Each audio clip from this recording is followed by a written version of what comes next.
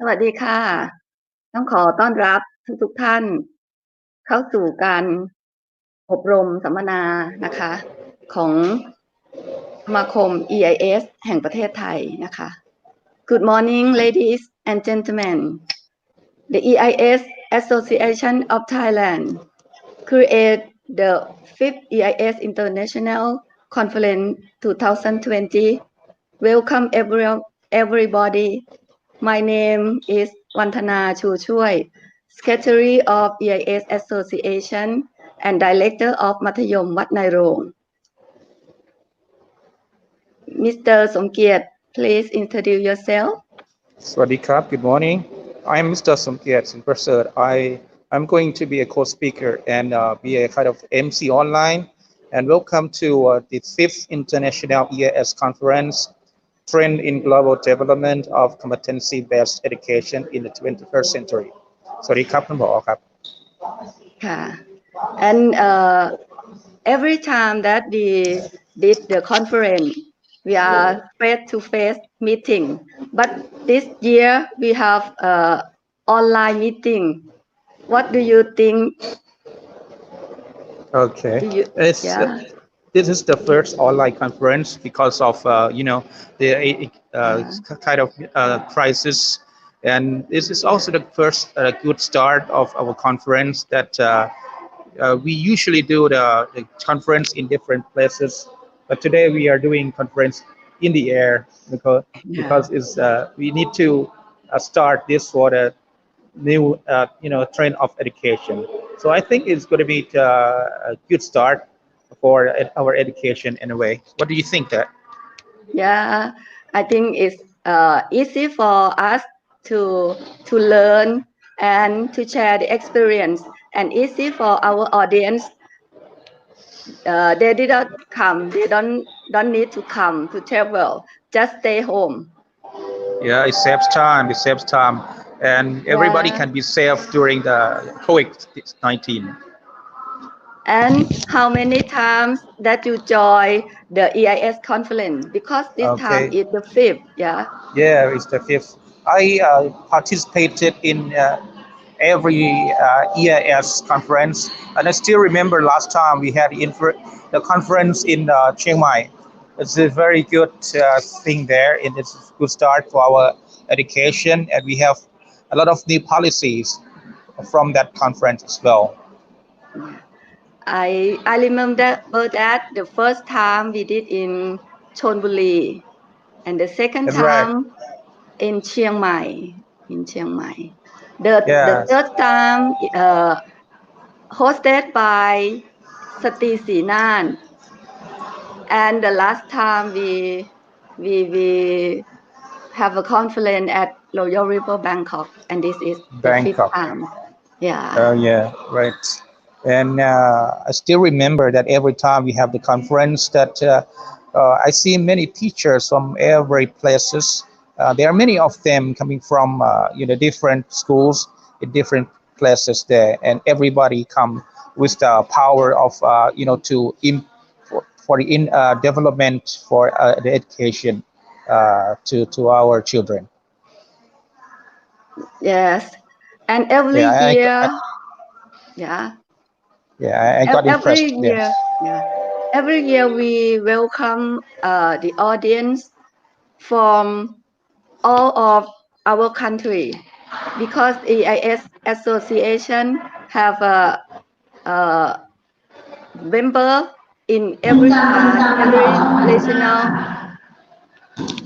and also we have our friends from ASEAN EIS Association as well. So I would like to extend a warm welcome to our friend from ASA, especially Malaysia, because today we have a keynote speaker from Malaysia also. So can you talk about our keynote speakers? Yeah, okay. So we are pleased that we have many keynote speakers for today's schedule, and we also have many audiences and some guests some keynote speakers. For example, after the opening remark from Dr. Surapong Ngamsom, U.S. Prince President, we can have the keynote speaker of Datuk Kamalanathan from Malaysia. Yeah, he's an ex deputy director of education Malaysia, and we also have some keynote speakers from Ramkhamhaeng Advent International Schools, and also Mrs.Alissa, principal of American School of Bangkok ASB, and then we also have some other Thai keynote speakers like Director Wantana, director of Wadairong School. Yeah, and some other keynote speakers. So I think it's going to be an interesting session for today. And also, we also have the guest of honor,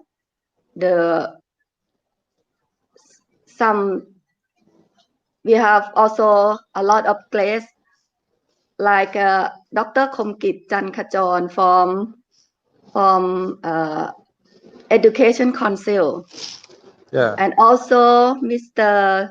Thomas from Singapore, our friend from ESA. Yeah, Mr. And Thomas I hope that our friend from many countries from AEISA, ASEAN EIS Association come to join us as well. And so welcome also, you, everybody. Yeah. And so also we have Mr. Chawalit Ponakon, expert from OPEC, Mr. Thirapan Thiranan, former director of Pomanuson School, and also everyone from every part of ASEAN EIS Regional Center. Like in the north, we have Damlong Rat Songkhae School and Vichayalai Technique Chiang Rai. In the northeast, the center is Kamalanathan School and Papak Vitaya School from Nakhon Phanom. In the south, we have from Hat Yai Sombun Kun Kanya School, and in the east from Sunthornpu. This is the center of our EIS association. So our EIS association are delighted to offer the most hospitable welcome to all delegates. And I think this time we can have the opportunity to share our knowledge, and we can share and have some more experience to manage our teaching during COVID-19 outbreak. Yeah, right. Because EIS, we have a network throughout the country and also in other countries. So right now, I think it's the right time. It's about for opening remark from Director Surapong Ngamsom. Please welcome. Please welcome, Mr. Surapong. Okay, good morning. Okay, thank you very much for the secretary and the cooperator, Mr. Sumkiat. Now I have about the Deputy Minister from the Malaysia come join together, and the director on the principal from the international school that wait from already, Mr. P. Subachai, please invite him come to join together. Okay. Subachai, let you invite Mr. Poramit. Yes, okay.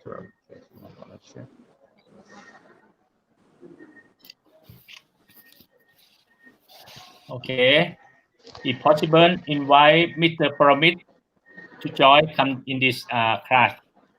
Now, he wish you already about Subachai, right? Okay. Ladies and gentlemen, when come to our EAS RAIS online conference of this today, and I'm very sorry to if inconvenient and for the available for you to join to this. Don't worry about executive can tell you you can follow up from the RAIS team on any time anywhere that you have a time to would like to attend. Now we have our our audience and speaker come to join to us already, so that in the screen that is the former Minister of Education in Malaysia, Datuk P Kamalanathan, and also now he have he be the director of Asian Medicine, Science and Technology of the University in Malaysia. Welcome, Thank you very much, Kamalanathan. Surapong. Yes. Please say something for our audience and our speaker. Yeah, I mean, first and foremost, I'd like to thank the EIS Association of Thailand for inviting me to share some of our inputs, my inputs personally, my experiences in the when I was the Deputy Minister in the Ministry of Education, and to share with you how Malaysia has gone far on digital education. Because today, the entire world is talking about digital education. The entire world is talking about online education, online school. And the good thing is that Malaysia was prepared for online education, digital education. But of course, nobody expected this pandemic, especially the COVID-19, to be a platform for the entire world to talk about digital and online education. So I think EIS Thailand have made the right decision in choosing a subject which is talked about by almost all people in the world. So congratulations to EIS Association Thailand for being forward-thinking, proactively thinking forward, and to create a platform to share opinion of experiences of people, especially in the development of competency-based education in the 21st century. I think congratulations again, Mr. Surapong. Okay, thank you very much.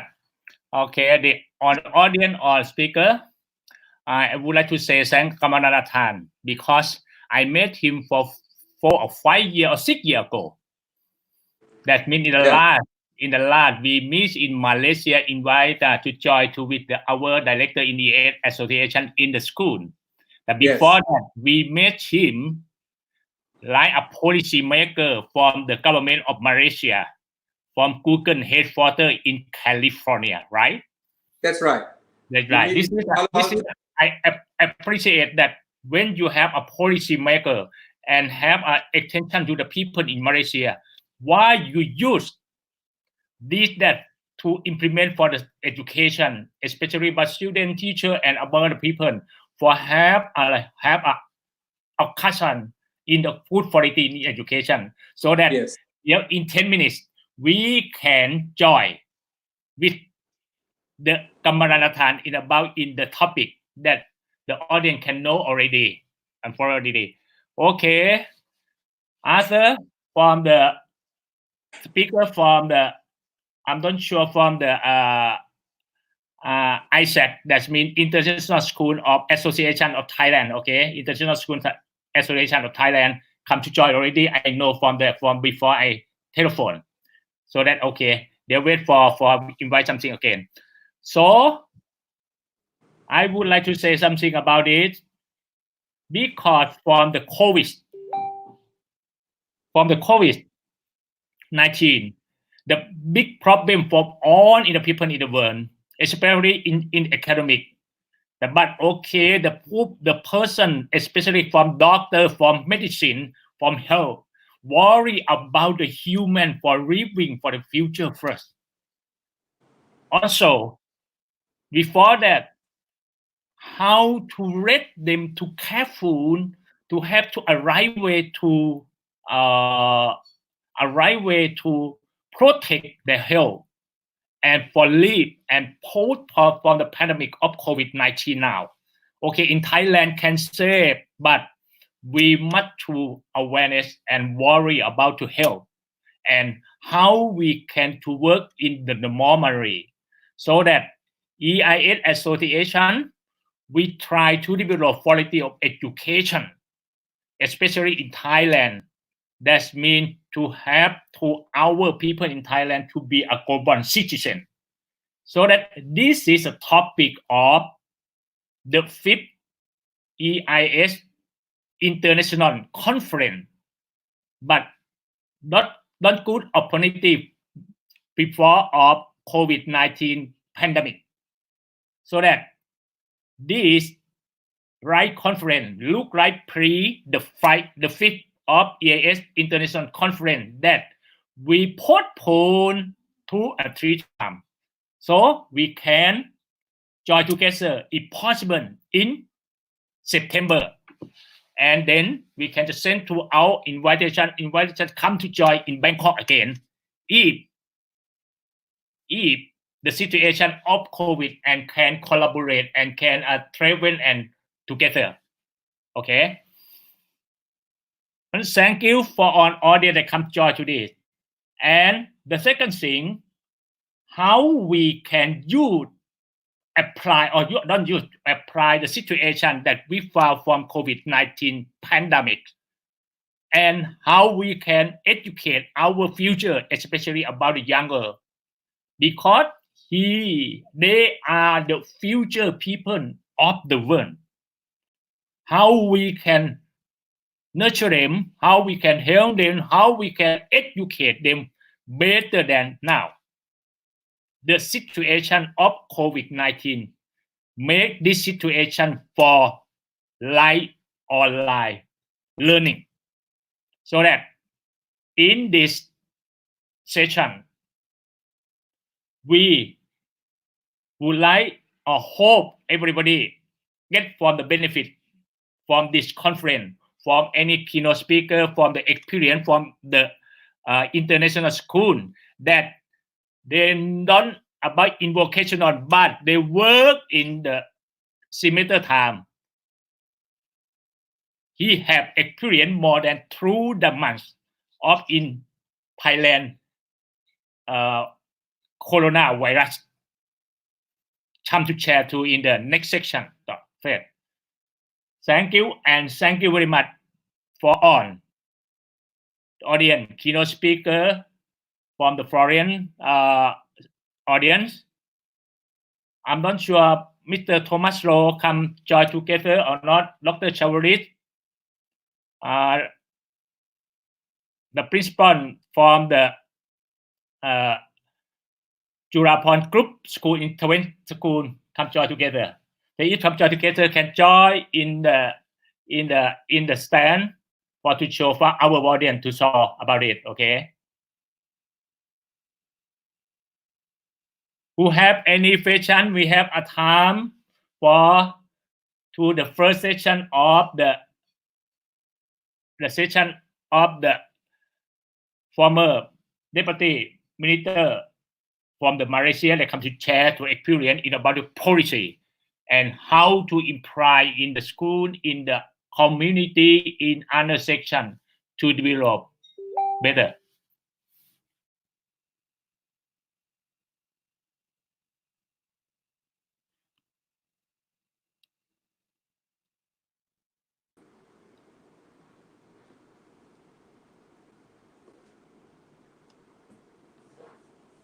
Okay, Mr. Sumkiat, come to join to say something with about the co-speaker. Okay.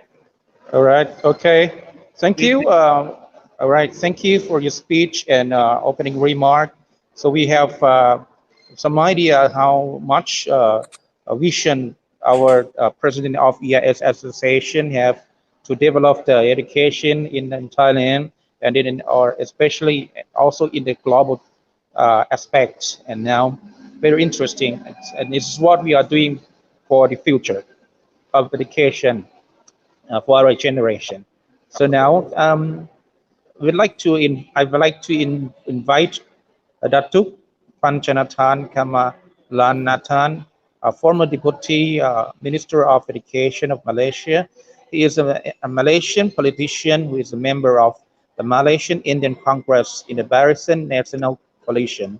He was the former member of the Parliament of Malaysia at the seat of Hulu Selangor.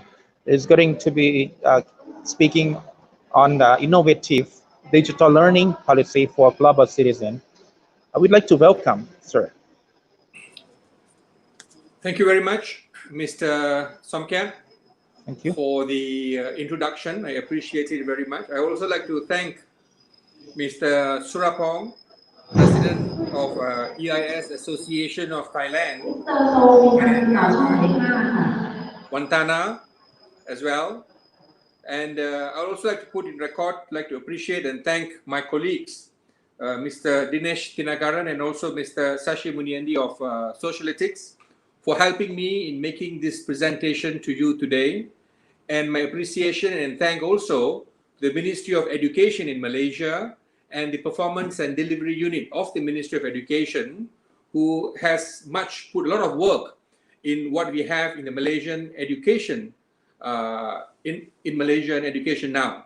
Ladies and gentlemen, who is now following this conference, which is titled Trend in Global Development of Competency-Based Education in the 21st Century. The world is going through such a challenging period, and my utmost kudos to the organizers for under these so tenuous circumstances have successfully organized this forum in the quest of upgrading education for all the participating nations. The COVID pandemic has brought about a situation not ever seen at a global level in the modern history. I'm hoping and praying the future generations aren't ever curtailed by similar situation. However, even in these circumstances, there are opportunities and potentials that can be developed. In fact, the pandemic might as well very well expedited the world's education system to embrace technology even more so ever than before. As I've mentioned earlier, that while Malaysia has got a very strong footing in technology, digital education, we feel that this time is excellent for us to put all our digital experiences and technology education into practice. Malaysia's journey bringing about a paradigm shift in our educational system began with the formulation of the Malaysian Education Blueprint 2013-2025. This education blueprint would probably be one of Malaysia's well-researched blueprint because it has an input of nearly 50,000 Malaysians across the board to give their views and opinion, what they want, what they aspire for Malaysian education system to be in the future. 50,000 Malaysians have given input. The government came out with a draft education blueprint in 2012, presented to the people, and in 2012 it took another year to bring the draft back to all Malaysians to tell them this is what was suggested by Malaysians. This is the draft, and give us your inputs so that we can put this into a blueprint. And in 2013, this blueprint. The good thing now is that when this Malaysian education blueprint was introduced in 2013, the then education minister, who was also the then Deputy Prime Minister of Malaysia, is now the Malaysian Prime Minister Tan Sri Mahyudin Yassin. So having a Prime Minister who understands the heartbeat of the Malaysian education system through the Malaysian education blueprint is actually a bonus for Malaysia. The blueprint was geared towards creating students harness their mind's power to develop the critical thinking skill and skill sets that are needed to adapt and thrive in a rapidly changing economy environment. The blueprint wanted to produce students who were nimble enough to learn how to learn and how to learn efficiently and effectively. Needless to say, technology, which is the prime mover of these changes, are also the answer to how to keep up to the successful of these changes. In many industries and countries, the most in-demand occupations or specialties did not exist 10 or even 5 years ago, and the pace of change is set to accelerate. By one popular estimate, 65% of children, and I repeat that, this is nearly two-thirds majority of the whole world population, 65% of children entering primary school today will ultimately end up working in completely new job types that they don't yet exist. For example, when I went to school, or when my friends went to school, we never expected there will be a world on telephone. You do your trading, you do your purchases, you do your communication using technology. So this is what I'm trying to say, that 65% of children going to primary school today will ultimately end up working in a completely new job that doesn't exist today. Hence, we need our students to have the ability to learn on their feet fast, to take advantage of the new jobs in the new economy. With this information, the concern I have is how our education system will support this rapid change and growth. As a result, we may see a growth in the teaching industry where the curriculum matches what the market demands. A tough but necessary problem to solve, and potentially an area worth innovating in. These were the ideas and inspiration for the Malaysian Education Blueprint 2013-2025. If I may ask the organizers to share my chart number 1.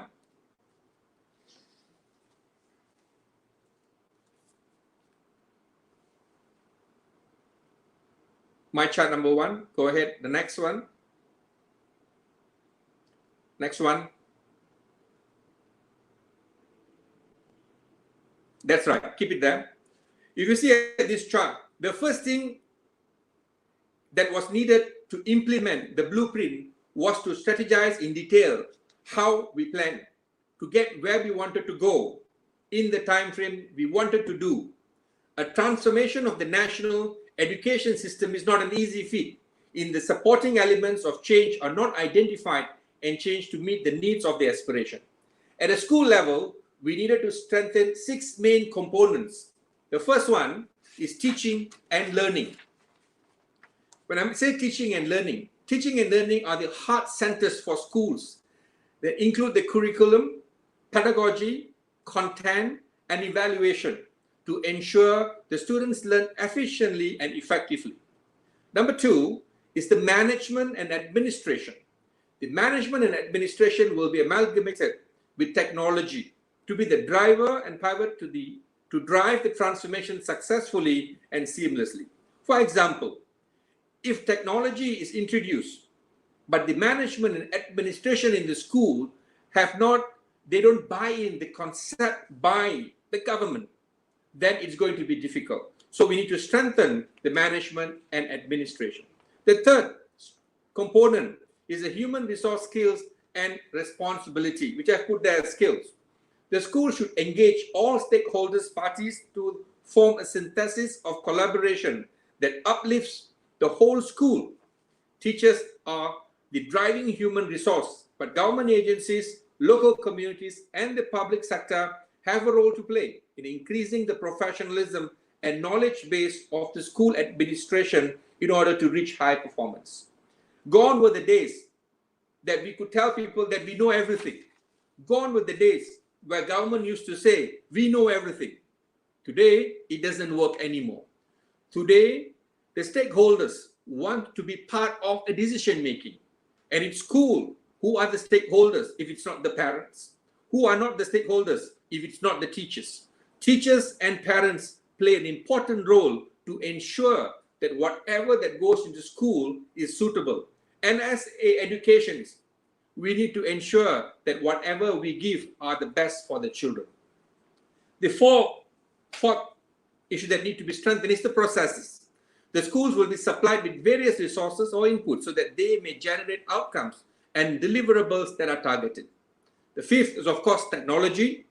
Technology becomes the main enabler in schools right from teaching and learning. management and administration, as well as communication with the external world. When I say technology, we must understand.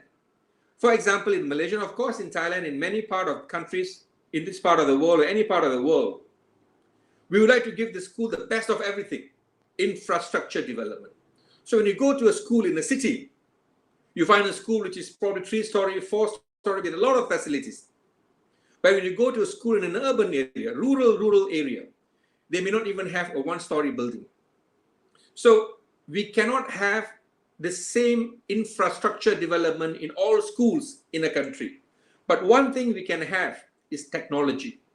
Technology can be fair and square to any schools in any part of the world, in wherever they could be. The sixth policy to need to strengthen is the government policy across the board are in line with assuring all the elements are empowered to fulfill their objectives and strengthening the elements holistically through policy. Can I have chart number 2, please? Yes, this one, thank you. Outcomes of school technology-based transformation. Once the implementation begins in school, schools are measured according to changes in the delivery, the role and outcomes generated among all the important elements, namely, number 1, the teachers. Teachers are the most important human being in order to create a very effective and strong student character. The ideas of teachers move away from the testimonial chalk and blackboard, teaching to become more facilitators that aid students to understand and excel the content being studied. I say this many times in conferences, that the time where chalk and talk, where we use chalk and we talk, it doesn't happen anymore. Of course, from chalk and talk, it became outline and whiteboard. But today, it is about click and share. Teachers will have to click and share contents. And number 2 is students.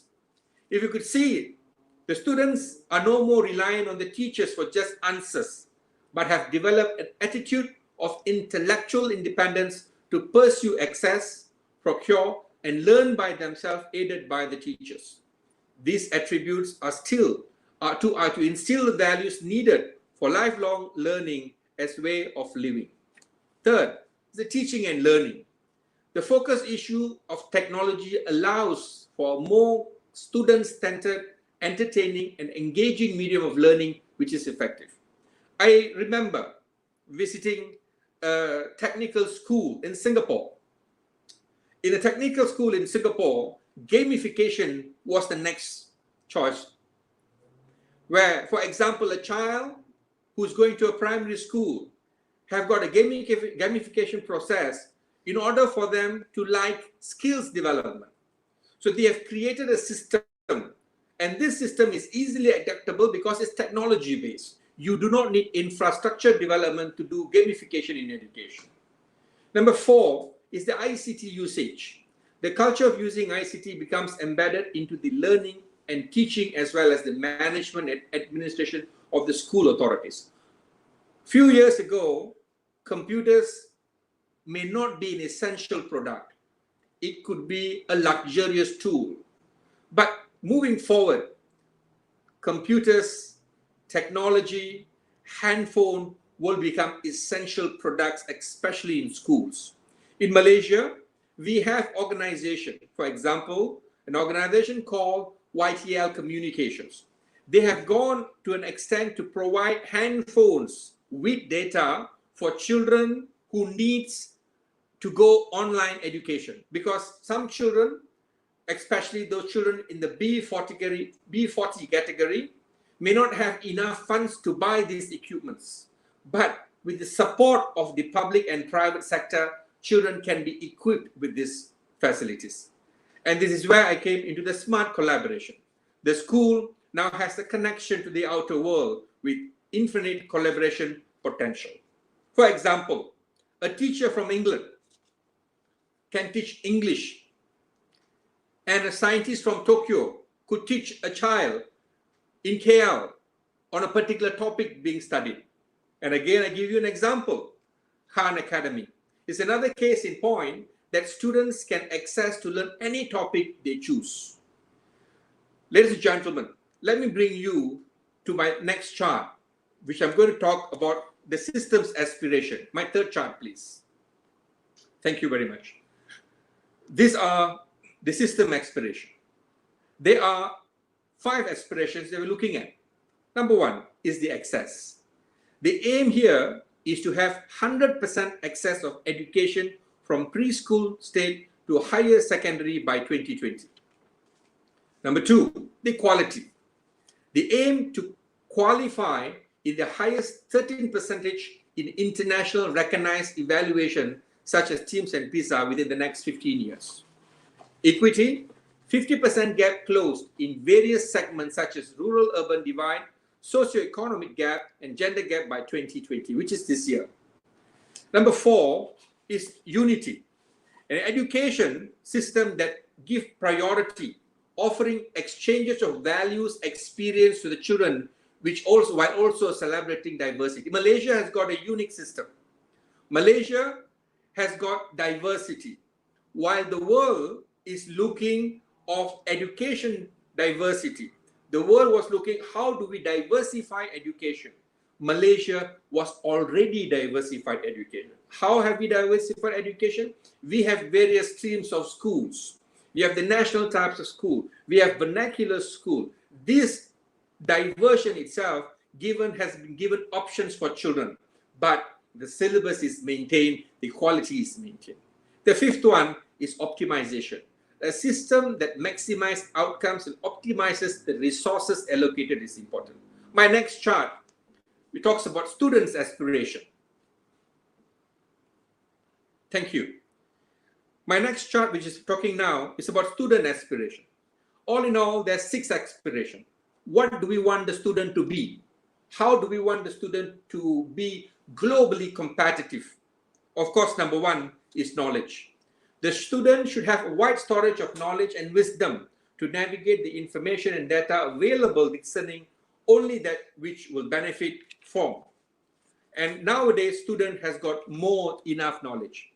Some students may have enough knowledge than the teachers who are teaching because of technology. They are glued to technology. They understand what's happening. They do a lot of research, and this is available now. Number 2, critical thinking. Students must be critical thinking in all matters and discriminate value-added solution and answer in all educational matters. The ability to think critically is the basis towards solving tomorrow's big and small changes. I had one experience when I was serving the government of Malaysia as a deputy minister. When we were implementing the higher order thinking skills, we wanted to give questions which can narrate into higher order thinking skills. This was the first year we implemented it, so we changed the concept of questions. For example, when a question is not using higher order thinking skills, we will tell, give us 5 examples of values based on the above paragraph. So the child will give value 1, value 2, value 3, value 4, and value 5. That's a normal question. When it comes to higher order thinking skills, the question differs. In the above paragraph, there are 5 values. What are the values and what do you understand by the values? That means the child will need to identify the values and share to us what the child thinks about the value. And that question created a ruckus among parents and teachers because they thought this was too difficult. But fortunately, children, parents, and teachers have accepted it, adopted it. Today, the Education Ministry have implemented more. So, number 2, critical thinking. Students must, as I've already mentioned. The 3rd is leadership. Students must have developed leadership skills and the retinue of positive traits that follow leadership as an attribute. Number 4 is multilingual. Many population around the world know that Malaysia, being a multiracial country, we have many languages. And we have made sure that in the education blueprint, students should master both the national language of Malay and the international language of English. And also mother tongue mastery other than these 2, they are also encouraged. For example, me. I speak my national language of Bahasa Melayu, I speak international language of English, and I speak the 3rd language, my mother tongue, Tamil. So we are not bilingual. Most Malaysians are trilingual. Number 5, ethics and spirituality. All-rounded students who have their minds entrenched in positive values and ethics while also embracing universal attitudes of compassion, mercy, and forgiveness. The last but not least, the national identity. Malaysia, as I've mentioned to you, is a blessed land of various races, cultures, and languages. These students should be proud of their heritage and culture, yet forge a common identity with all fellow Malaysians in a larger national psyche. The strategic objective of digitalization, I beg your pardon, the strategic objectives of digitalizing schools. Number 1 is to optimize the integration of ICT into the primary school standard curriculum and secondary schools.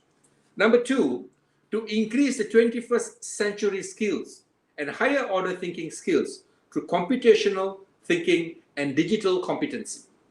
Number 3, widen students' usage of ICT both in schools and their homes. Number 4, to increase educators' competency in the integration of ICT into the learning and teaching processes. Number 5, to ensure access, conducive facilities, and environment to support successful digitalization of schools. Number 6, to increase the cybersecurity awareness among teachers and students to promote ICT usage in the ethical purpose. And number 7, to empower smart sharing between schools and agencies to help the development of digitized schools. Malaysia is currently ongoing this. This is an initiative undertaken during the education blueprint, which was chaired by the present Prime Minister, Yang Poramit Sri Muhyiddin. So we are totally entrenched into this, and this is what's happening right now. Although it is not 100% yet, but initiatives are being undertaken to ensure that more and more schools in this country will have the facility. As I mentioned to you earlier, we cannot have a same infrastructure in schools throughout the country. But one thing we can give throughout the country is technology, and this must be available. Students have been given all these facilities to ensure that they get into the system. My last chart, which is being shown right now, what are the final outcomes in living skills and career? Number 1, the final outcomes is students will be able to have flexibility and adaptability.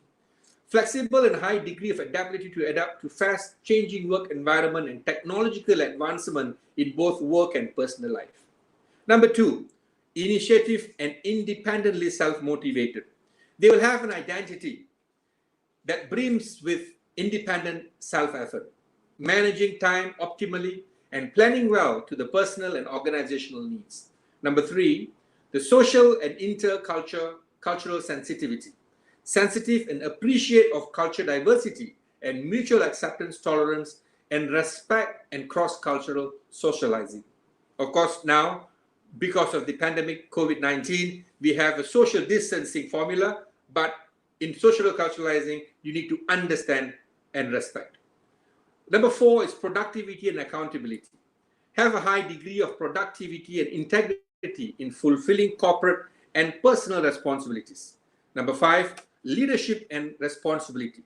Show leadership characteristics that are demonstrable as a valued team member who will work hard and steadfastly for both personal and organizational goals.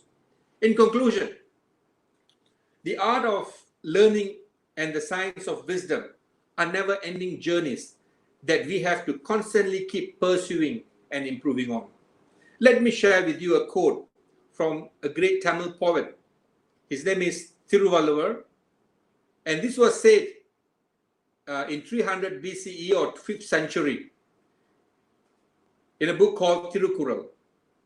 I'll use my mother tongue to explain this word. Yenenba yennai elithenba irandum kannenba valum uyirukku.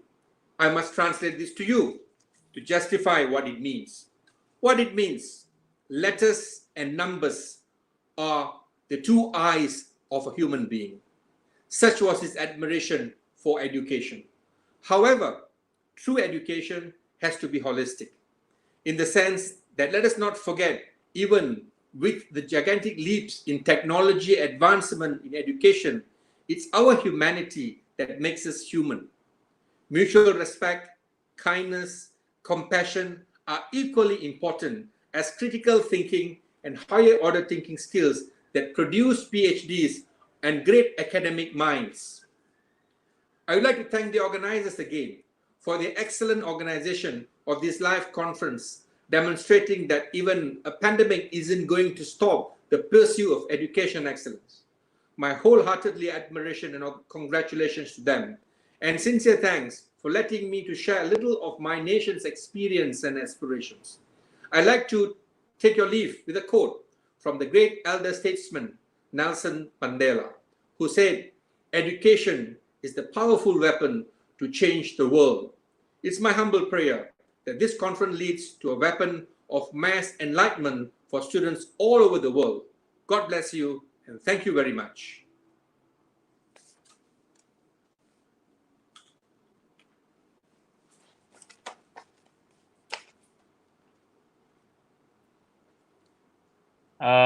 I hope the audience or other would like to have a question and for discussion about in the group presentation, especially about in the COVID-19 situation and the future citizen of the world. The power of technology or the internet that come to join already. And so that I would like to invite some person come to join for discussion. We have a time for this for about 10 to 15 minutes, okay? Okay, yes.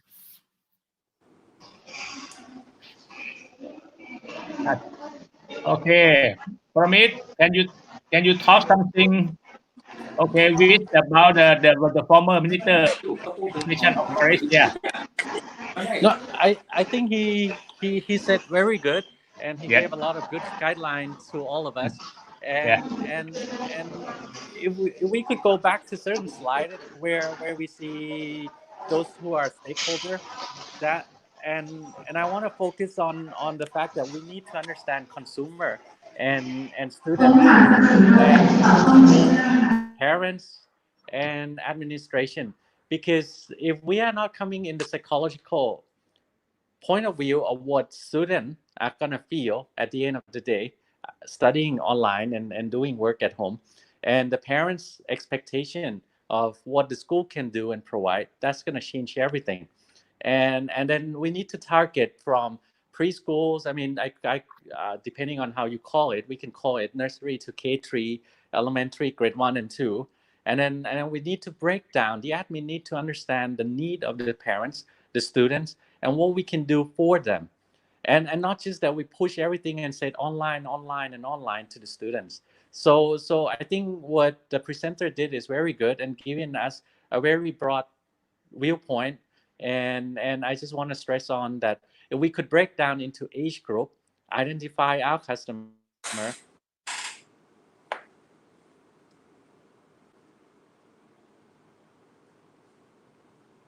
Okay. Datuk Kamalanathan, Yeah. can you come to you share back or Sure. for more, get more? Yeah, Mr. Poramit, thank you very much for your opinion. I appreciate your kind words, and I agree with you. I think while we talk on online education, we need to understand there must be a human touch in education. Online education doesn't work by itself. There has to be a human touch, and it should be able to reach everyone effectively. That's very important. And when I mentioned the student aspiration, it is important.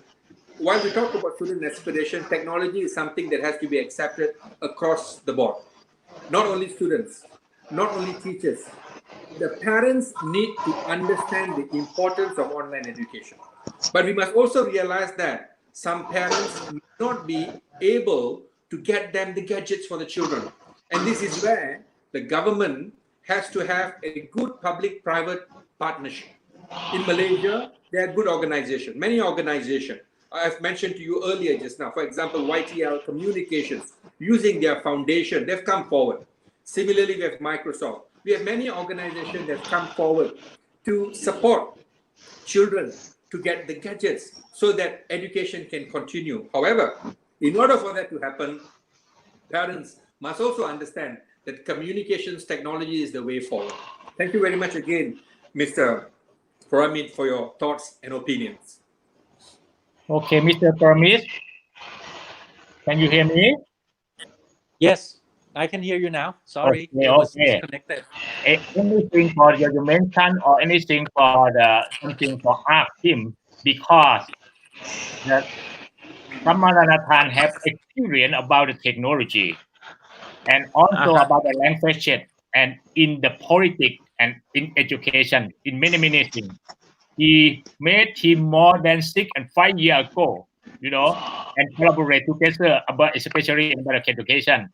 You in about in the deputy or in the vice president of International Association in Bangkok, in Thailand. Okay, right?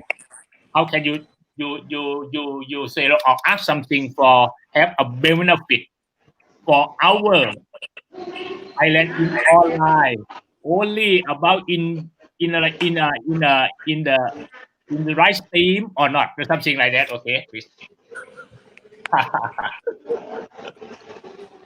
All right. So the concern I have is we like to look at the technologies and we add technology into it, but we're missing out the human touch, and that's what I'm looking at. The concern of human touch is very important to the student because the psychological needs is what we need to study now. Technology is easy to do now, and it's easy to work with. And as an association in Thailand, the International School Association of Thailand, we have more than 150 schools with us, and we're looking not just with the need of putting it online. We were told within a day to switch from offline to online, and that was very scary. Don't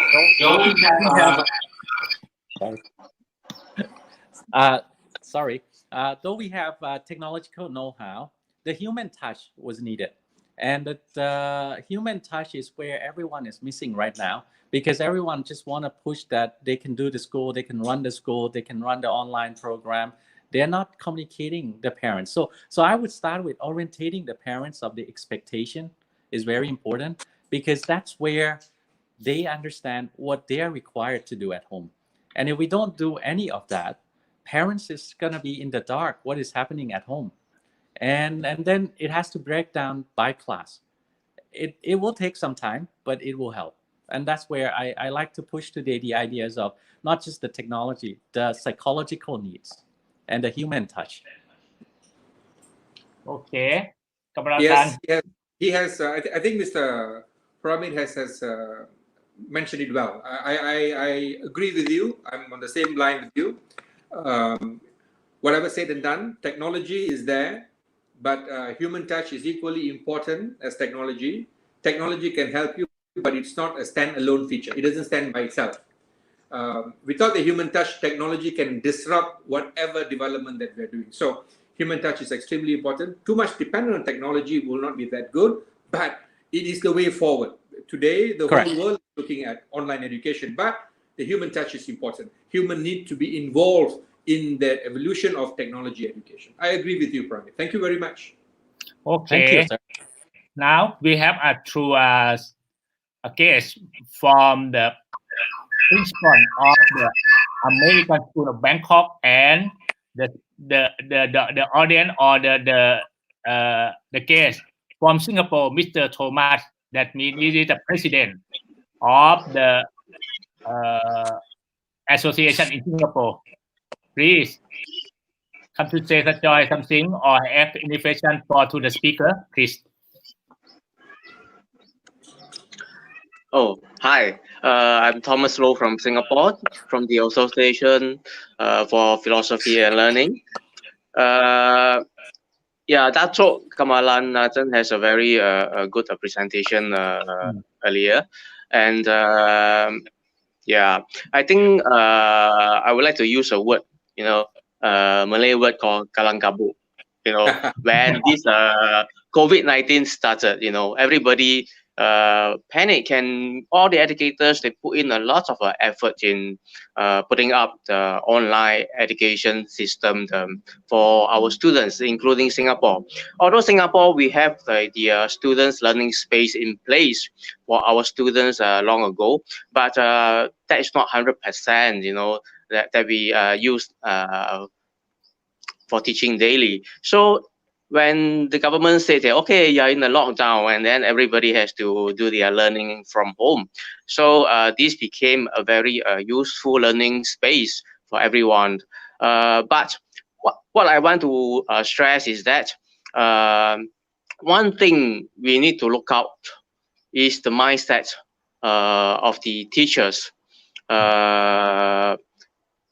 While we embrace this COVID-19 situation, because this is a very so-called disruptive moment for everyone. So teachers need to rewrite all the curriculums and lesson plans to accommodate to this kind of situation. So it's pretty stressful for all the educators and pretty stressful for the students to adapt to this kind of new learning environment as well. So both, you know, they got to adapt and embrace this new learning platform for current, and not only currently but also for the coming future. Because I don't think so this COVID-19 will end so fast, and even if it ends in the next few months, I think there are a lot of learning situation will not be the same again. So I think we need to relook into the future learning and teaching kind of planning to adapt to this kind of new environment. And what Mr.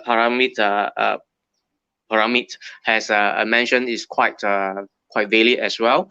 The loss of human touch is quite an essential concern in this kind of environment. Yeah.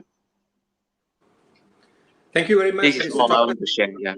Thank you very much. I mean, going back to the word that you used, the Bahasa Melayu Kelang Kabut, not only us, I think the whole world was Kelang Kabut, messy. Yes. Well, this pandemic has one thing for sure, that people have not taken things for granted anymore. My personal opinion about the entire pandemic, it is not going to end. It is never going to end. There will be no deadline to say that as at today, there will be no more COVID-19. We have to learn to live with this pandemic. Even if the vaccine is developed, it may not solve the problem. It may delay it, but it's not going to solve the problem. But as human beings, like Malaysia, like any other countries around the world, what is the most important that's going to make us survive this entire pandemic is to us taking care of ourselves. We need to be clean, we need to be safe, then we are okay. Number two, for example, there's many diseases in this world that is not controlled. For example, the dengue from the mosquito. People don't just stay at home because the mosquitoes are outside, because when they go out, they're afraid the mosquito will bite them and they die of dengue. No, they still go out, but they are careful. They make sure they live in a clean environment. So similarly, COVID-19 is here to stay. Whether we like it or not, it's here going to stay. But what we need to do is we need to protect ourselves to make sure that we are not exposed to such situation. And my only concern is schools. Eventually, schools has to reopen. In some schools, the population is just too big. Not enough classrooms. The school goes into 2 sessions. There's a session in the morning, there's a session in the afternoon. School has 3,000 children. Social distancing will be almost impossible. So it looks like students may have to go to school on shift. The first shift student go to school from 7 to 11. The second shift student goes to school from 12 to 2. And the third shift student goes to school from 3 to 7. Shifts can change to students, but unfortunately, the teachers are still the same person. We need to ensure that the teachers are also well protected. They are also frontline in this pandemic. And while the whole world, all government will try to reduce teachers' responsibility, eventually technology will help teachers to reduce their work burden as well. That's my personal opinion. And I think in Malaysia, we nearly have 500,000 teachers. Almost all, if not all, almost all teachers are amazing teachers. In fact, Malaysia will be celebrating its Teachers' Day this Saturday. So I think I'd like to take this opportunity, and I would also like to invite my friends who are witnessing this conference to pray for us in Malaysia, and as I pray for everyone in the world that we'll get over a pandemic. I also like to wish all my teachers in Malaysia a very happy Teachers' Day. Continue, you are the best. You will continue to be the best, and I'm sure we will continue to support you wherever you are. Once again, thank you very much. I have been to Singapore and visited some of their facilities. Gamification. I went to one of your skills schools in Singapore. Amazing. They had, for example, to go on a skills school in Singapore, I went. They had an oil rig on a 3D presentation. That means a student don't have to go to the sea to learn how an oil rig is operated. They have a classroom. So they have a 3D. So when there's lightning and thunderstorm and the sea waves hitting, the student is affected with the entire thing. So that's gamification, that's technology, and that's where we're all heading to. Okay, very good suggestion. And the experience from Malaysia and from Singapore and share together. This is a benefit for the audience, for something for apply in class, apply in primary, apply in contact for each other, for the daily life and for live in the future. So that Alissa have something, please, Joy. All right. Good morning. My name is Alissa, and I'm the principal here at the American School of Bangkok. I've been in Thailand for about 11 years now. So I've worked in the Thai system and the international system. What Thomas was talking about in terms of just making sure that your teachers are on board, prepared, supported is huge. And many of the Thai schools you guys are just coming into this e-learning environment and into what this could possibly look like. And my suggestion for any of the school leaders that are out there is be flexible and be understanding with yourself as well. These are difficult times that we are all going through. There isn't a one-size-fits-all answer to this. Every school needs to figure out what exactly they need to do in order to get their parents to be on board, to get their students to be on board. What worked for us doesn't work for other schools, and vice versa. It is trial and error, but one of the big things that helped us at our school is the communication that we have with our students and our families. We do daily announcements every morning where different teachers come in and say things. We have a daily riddle that kids can kind of watch and participate on. Just keeping that line of communication open as often as possible makes the kids also feel like they're connected to the school, but also gives a sense of ease for the parents that this is new for them too, right? I'm also a mom, and having my kids with me and trying to do my job is very difficult, but you're also talking about parents who have never had to experience being at home with their children and trying to get them to learn. So there is a lot of frustration. There is a lot of ups and downs. Try not to take it personal, and try to take one day at a time and be easy on yourself too. A lot of the frustrations isn't geared at you, at the school. It's just the general frustration. That's what's happening across the world.